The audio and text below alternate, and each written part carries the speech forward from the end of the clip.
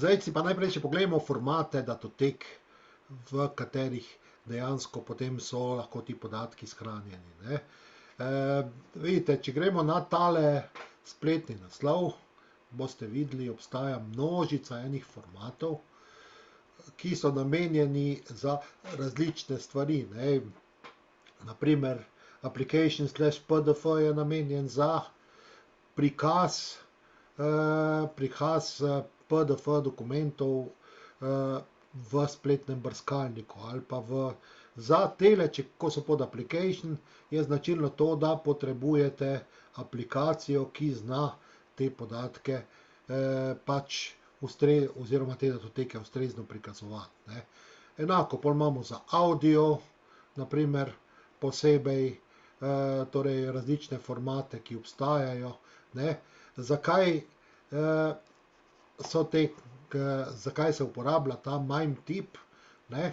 Ko mi dejansko na spletu kliknemo na neko datoteko, potem spletni strežnik vrne nazaj, preden pošlje našo datoteko, pošlje tudi tale MIME-tip zraven, ne, in na podlagi tega se naš spletni brskalnik odloči, kaj bo naredil, ali bo klical neko aplikacijo, naprimer, če je to nek avdio, bo moral na nek način zaigrati ta zvok ali to pesem, neodvisno od katerega, ne.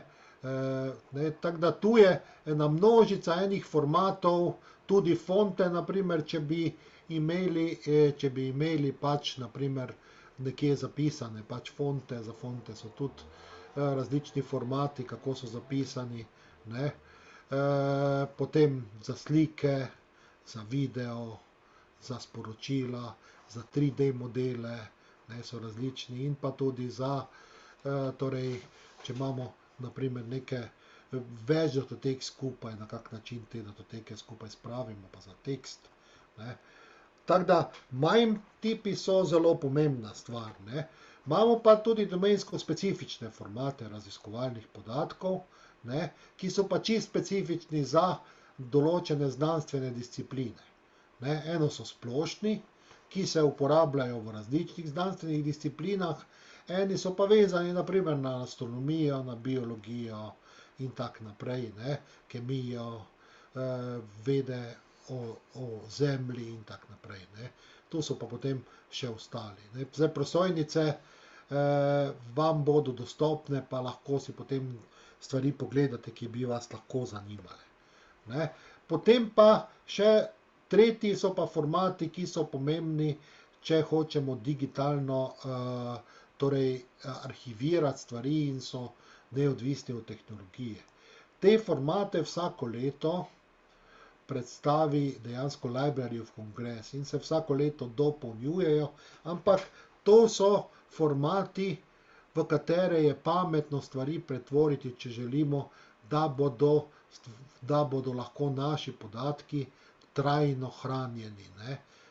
Naprimer, če bi naredili neko raziskavo, ne, pa če bi uporabili, seveda, tako je prej že nekdo vprašanje zastavil, ne, če bi uporabili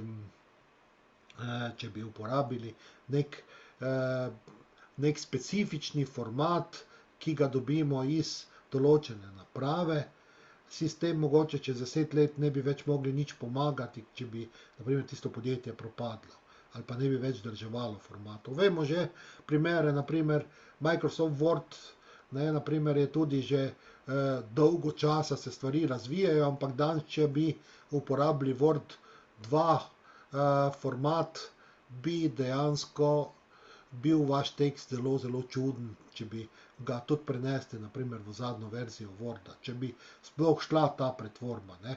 Ni včasih tudi navzdolne kompatibilnosti.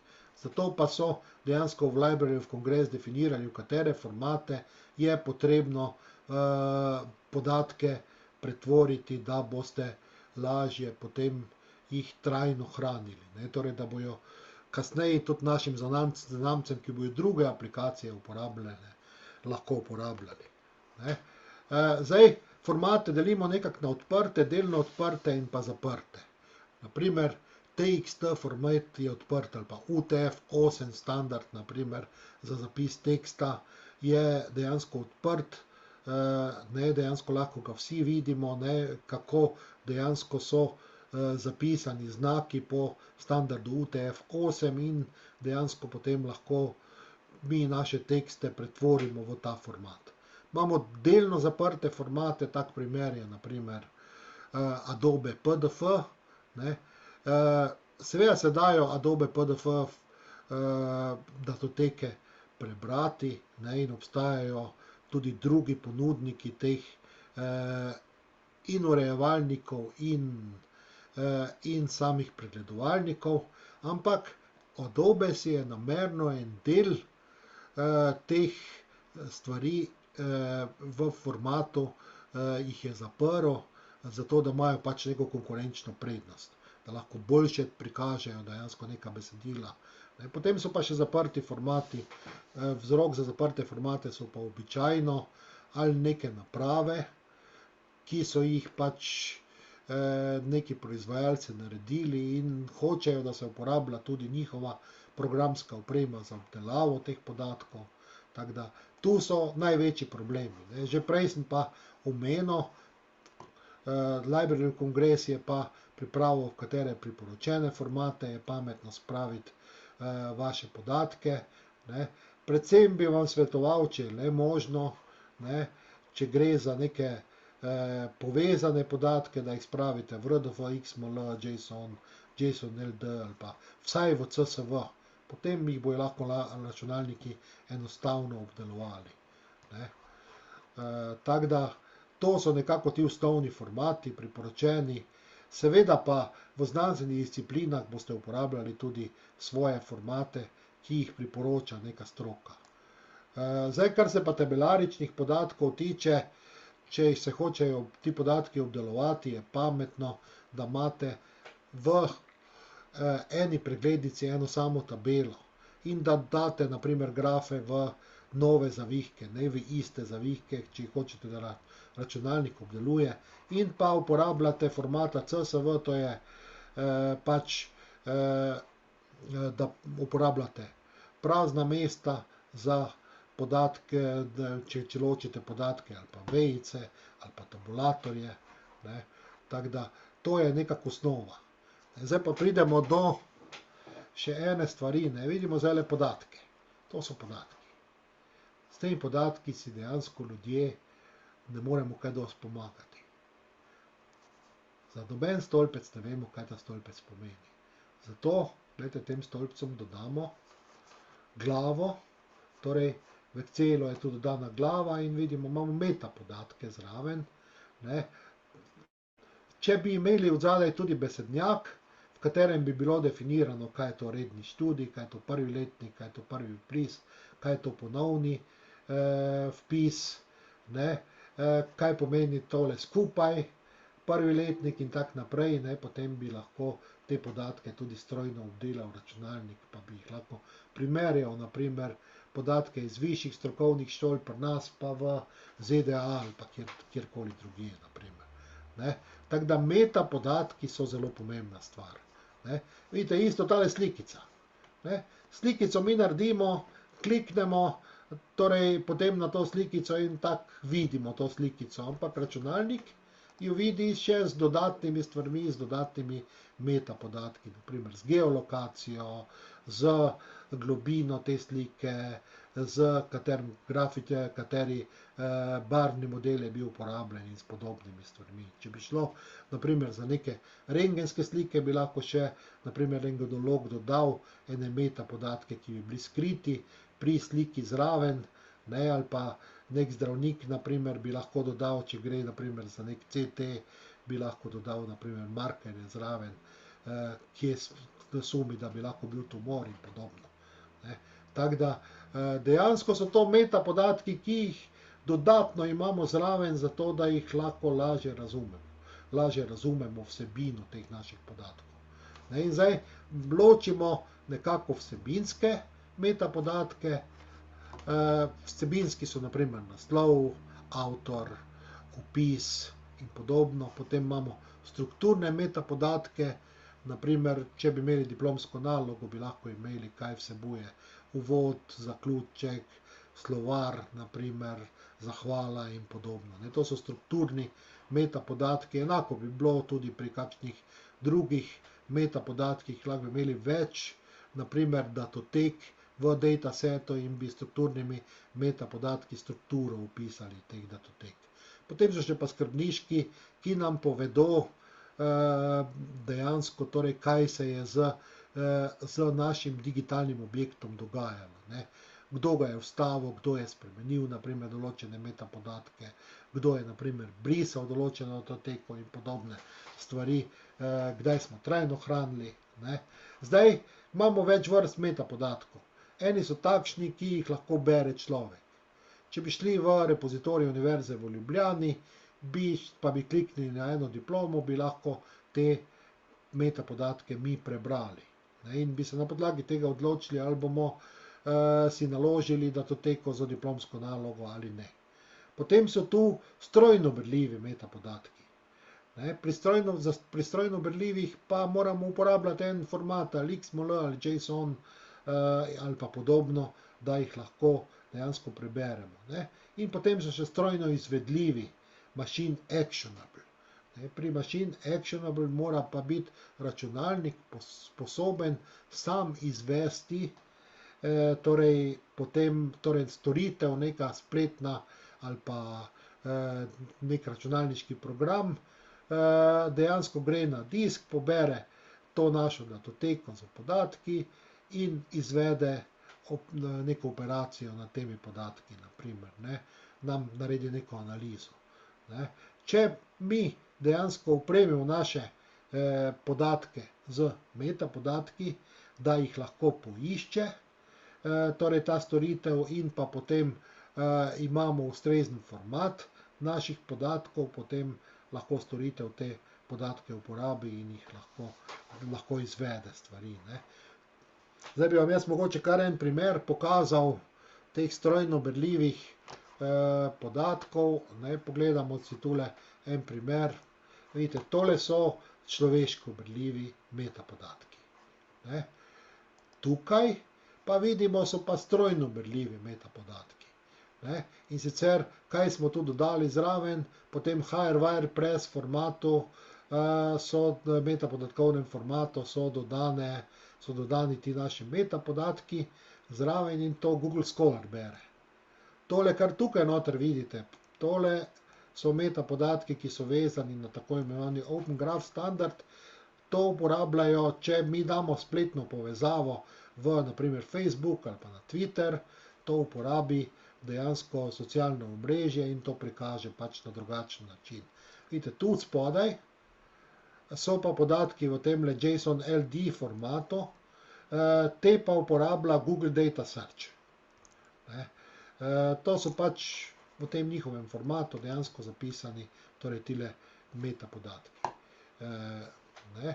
Tako da mogoče tole, zdaj pa še en primer, vidite, ki ga imam pa potem tu od zadaj. Ko kliknemo, vidite, dobimo dejansko pač v formatu, ki ga naprimer bere OpenAIRE, torej naše metapodatke in potem jih on k sebi vključi v svojo bazo metapodatkov in lahko drugi poiščejo v OpenAIRE dejansko naš torej tale digitalni objekt. Ne, tako da dobite en občutek. Ne. Različni metapodatkovni standardi obstajajo, ne, in nekako najbolj osnovni je ta Dublin Core. Ne, za podatke se najbolj uporablja tale DataCite metapodatkovni standard. Dostikrat se uporablja tudi ta EDMI standard. Ne. Vidimo, kaj lahko pišemo, naslov avtorja, ključne besede, opis, založnik, kdo je naprimer prispeval k delu, datum, ne, in tako naprej. Ne, se da za temi različni standardi obstajajo in so seveda vezani na repozitorij. Ne, tudi še ena stvar je, imamo tako imenovane splošne metapodatkovne standarde, kamor spada naprimer ravno ta Dublin Core. standard in imamo domensko specifične metapodatkovne standarde, ki se uporabljajo naprimer v določenih znanostih za vpis podatkov. Naprimer DDI se uporablja, metapodatkovni standard se uporablja na področju družboslovja. Naprimer. Pa obstaja seveda množica enih standardov, pa bom kasneje povedal.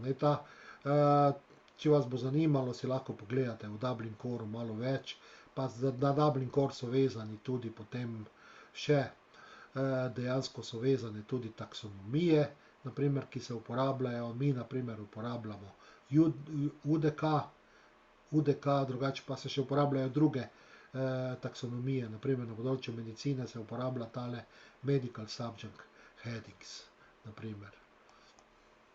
Vidite, tule je pa zapis ravno enega Dublin Corea za eno diplomsko nalogo iz digitalne knjižnice Univerze v Mariboru. Tako zgleda, vidite, uporabljen je RDF, znotraj RDF-ja pa uporablja še tale Dublin Core za zapis. JSON LD je en tak format, ki temelji na schema.org. Zakaj je ta schema.org tako pomemben? Od zadaj so Google, Yandex, Yahoo in pa razvile so se tudi že določene scheme za domensko specifične scheme, naprimer Bioschemas temelji tudi na tem formatu. Mogoče vam jaz en primer pokažem, zakaj je bistveno, če gledamo tule neke scheme, da to poznate, zaradi tega, ker dejansko v to smer gre razvoj. In tu imamo množico enih metapodatkov, ki jih lahko dejansko vpišemo, pol imamo seveda različne vrste oseb še, to je zdaj na splošno o osebah, bilo zapisano, to je samo prsten. Drugače so pa tu še podrazredi za te osebe. So še dejansko množica različnih vrst oseb, je verjetno tudi spodaj, še kje so zapisane. Tukaj ni. Dejansko je cela hierarhija je od zadaj, samo toliko, da si lažje predstavljate. Tudi tu mi naprimer imamo en API, ki nam vrača naprimer JSON LD, ampak ne bom zdaj kliknil, ker nimamo časa. Pomembni viri za metapodatke, zdaj tisti, ki določeno področje pač vas zanima, kakšne metapodatke bi tam uporabili, greste ali na tale RDA metadata standard katalog, tu so za določena področja definirane, torej so definirani metapodatkovni standardi, kliknete na posamezen standard pa si pogledate, kaj boste pač uporabljali, odvisno je od znanosti, v kateri ste. Potem pa še mogoče tale je zanimiv fair sharing, tu je pa še večji nabor teh podatkov, pa tudi tale Digital Curation Center v Angliji, oni imajo tudi dejansko en podoben seznam metapodatkovnih formatov. Jaz jih pa tu še nekaj drugih navedel, naprimer med njimi tudi biosheme. Je pa to vse od vašega raziskovalnega področja odvisno. Zdaj pa, če pogledamo, kako pa zdaj mi te stvari v različnih fazah raziskovanja, kako se lotevamo stvari. Vemo, da najprej postavimo hipotezo, potem se lotimo pridobivanja podatkov, seveda, ko smo postavili hipotezo, tudi moramo določiti, če gre za osebe, potem je treba dejansko tudi etično dovoljenje dobiti, pa je treba tudi informirano soglasje, to so vam razložili že drugje. Potem imamo tukaj le procesiranje, o tem bom malo več povedal, shranjevanje, potem je tu trajno hranjenje in na koncu publiciramo in pa bistveno je, da spravimo podatke v obliko, da jih lahko tudi drugi uporabijo. Zdaj pri obdelavi, prej sem že omenjal stvari, ampak zmeraj je bistveno, da si ustrezno strukturirate in dokumentirate podatke. Najtežje je uporabiti podatke, ki niso dovolj dobro dokumentirani. Ko ne veste, naprimer, kaj vam kak stolpec vekcelo pomeni, naprimer, v kakih enotah so vaše spremenljivke, naprimer. Dejansko je potrebno vse stvari dokumentirati ustrezno. Če imate nek eksperiment, je treba tudi metodologijo ustrezno opisati, tako da vemo stvari. Potem, že ko zbiramo podatke, je treba ustrezno čistiti podatke, torej tiste, ki so tako imenovani outlayerji, je treba izločiti, potem jih je treba anonimizirati, ne? In potem na koncu je pomembna tudi interpretacija rezultatov. Prej sem pa že omenil to 3-2-1 pravilo. Zmeraj, ko obdelujete podatke, si hranite podatke na svojem računalniku, na nekem inštitutskem strežniku ali pa nekje v oblaku in pa še seveda na nekem lokalnem disku. Dostikrat se je že zgodilo, da so ljudje zgubili podatke zaradi kakega izsiljevalskega virusa. Naprimer, tudi ko so plačali, potem niso dobili nazaj dostopa, zato ker tisti izsiljevalci v resnici so samo znali zašifrirati, niso znali pa odšifrirati teh podatkov oziroma teh datotek. Tako da, to vam zmeraj svetujem. Zmeraj tisti disk, ki ga boste še dodatno, ko boste imeli backup oziroma arhiv narejen, ne imejte priključen na internet, če želite, da bodo stvari ustrezno narejene. Druga stvar je, ko hočete objaviti podatke. Vam svetujem, da izberete ustrezno licenco za te vaše podatke. Če so lahko v odprtem dostopu, potem vam svetujem, da izberete eno izmed Creative Commons licenc. No, mogoče jaz bi samo tule gor kliknil, pa bi vam malo več povedal o teh licencah. Glejte, tak je, pri vsaki licenci so zmeraj 3 stvari pomembne.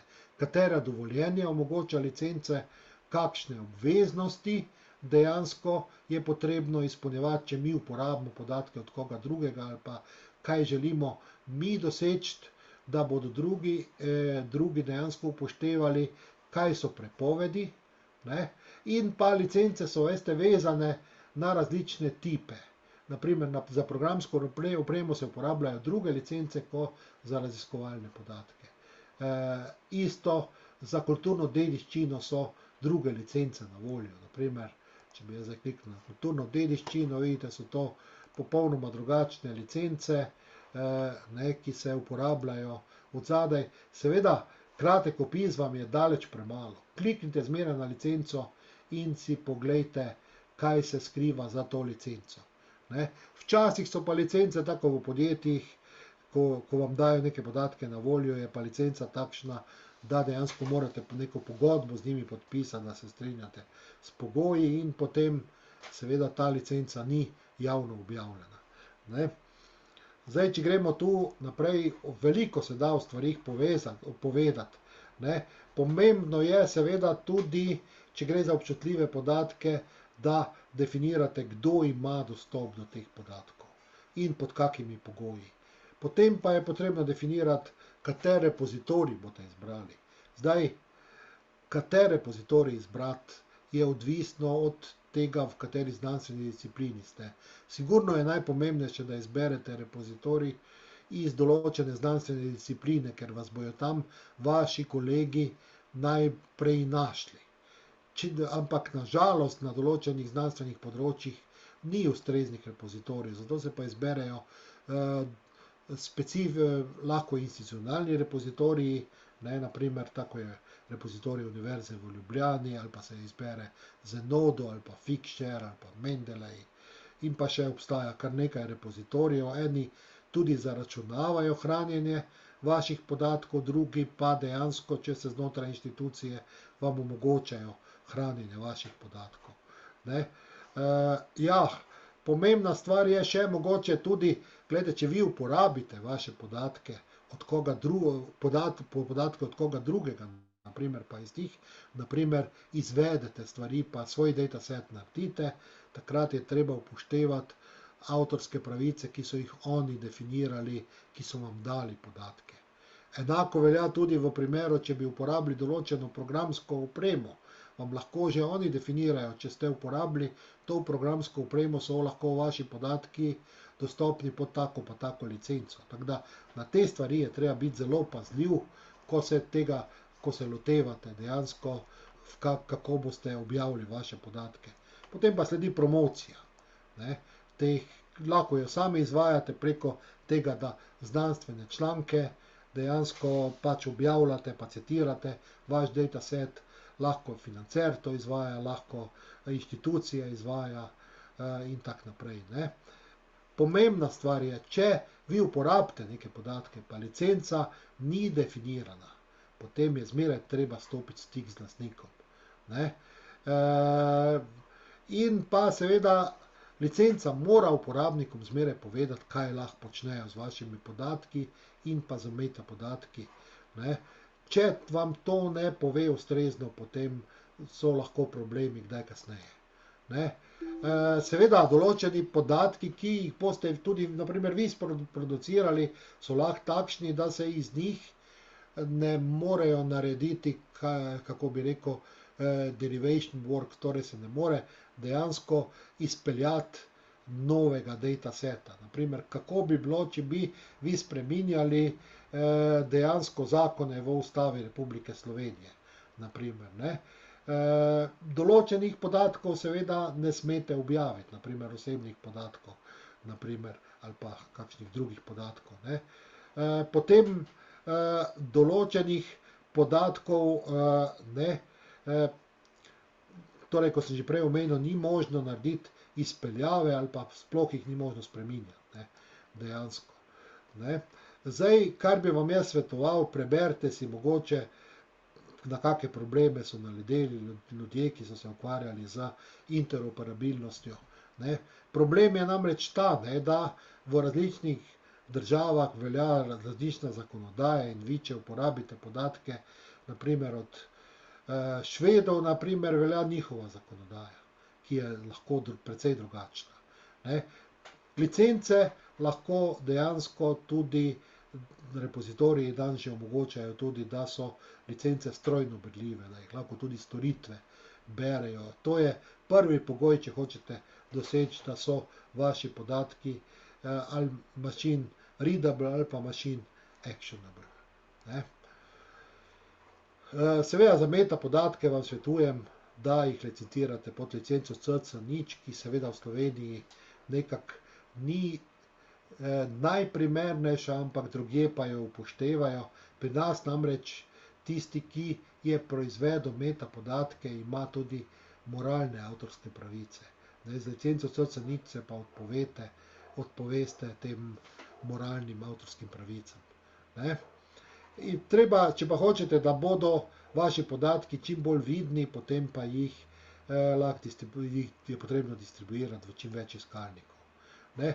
Zdaj, tule vidite, še ena stvar je pomembna, kar imate tudi v repozitorijih.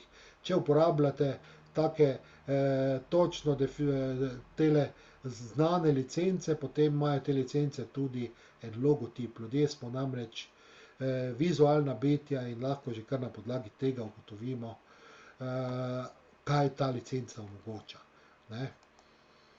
Pri trajnem hranjenju pa se morate odločiti, kaj boste hranili. Ne. Določenih podatkov ne hranite trajno, ne, tisti, ki se starijo. Ne. In tudi kako dolgo jih boste hranili. Tudi tu velja 3-2-1 pravilo. Ne. Določene podatke, naprimer tako mi v eni naši raziskavi, v enem projektu, dejansko, ko bo konec projekta, bomo morali te podatke uničiti. Ne. Lahko bomo pa objavili agregirane podatke. Ne. Pa pomembna stvar je, kako boste poskrbeli za dostop pa varnost, ko sem rekel, v primeru občutljivih podatkov se morate zavedati, kako zagotavljati dostop in varnost. In pa bistveno je, da vaše podatke drugi citirajo. Ne, zato je potrebno že navesti, na kak način naj citirajo vaše podatke. Dostikrat, veste, imate pri podatkih zraven pri datasetih verzijo, lahko imate tudi distribucijo, naprimer za različne platforme, naprimer lahko imate neke podatke v Excelu, pa jih imate še v CSV-ju. Naprimer, če se neka raziskava ponavlja vsako leto, naprimer, morate tudi še serijo navesti. Naprimer. In pa pomembna stvar je trajni identifikator, ki ga tudi repozitorij Univerze v Ljubljani omogoča. Ne. Jaz bi mogoče zdajle končal z samo predstavitvijo. Ne. O tem FAIR ste relativno dosti slišali, ne, pa si če lahko potem preberete, kaj je to verifikacija, ne, kako narediti podatke FAIR, ne, in kako definirati torej kaj je ta proces verifikacije. In pa tule je sicer na kratko opisano, kako vstavite metapodatke, sicer v našem digitalni knjižnici Univerze v Mariboru, podobna stvar je, in pa seveda tudi same datasete, kako jih vstavite, podobno je na repozitoriju Univerze v Ljubljani. Vi se prijavite svojo digitalno identiteto, prijete na te strani, potem pa dejansko lahko izberete pač tudi za študente, mislim, da je že zdaj narejeno, če ste pa zaposleni, pa podoben mestnik je, dejansko izberete, torej ali boste novo gradivo vstavili, ali če imate slučajno v Cobisu katalogiziran vaš dataset, naprimer, potem lahko metapodatke prenesete. Potem, vidite, izberete tip gradiva, v tem primeru so to raziskovalni podatki, potem pa najprej vnesete bibliografske podatke, potem prenesete datoteke. Zdaj v vašem primeru se poročilo detektorja ne bo izvedlo, če boste podatke prenašali, in na koncu potrdite oddajo.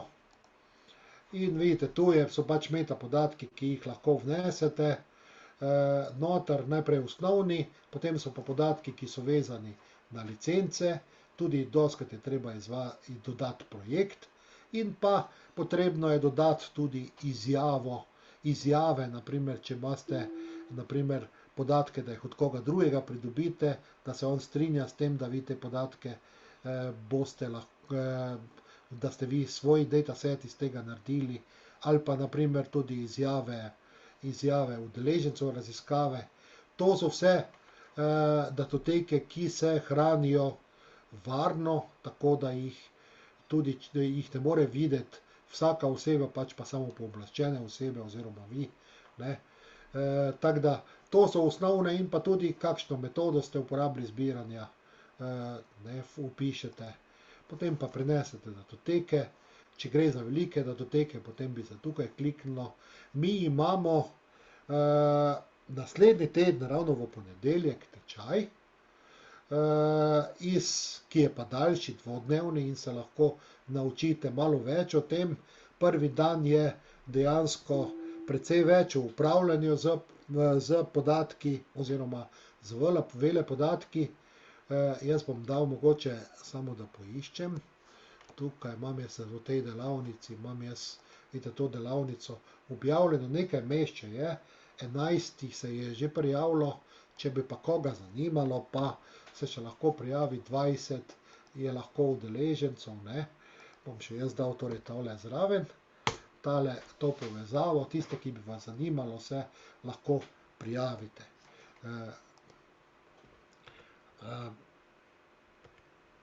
Takole, ja.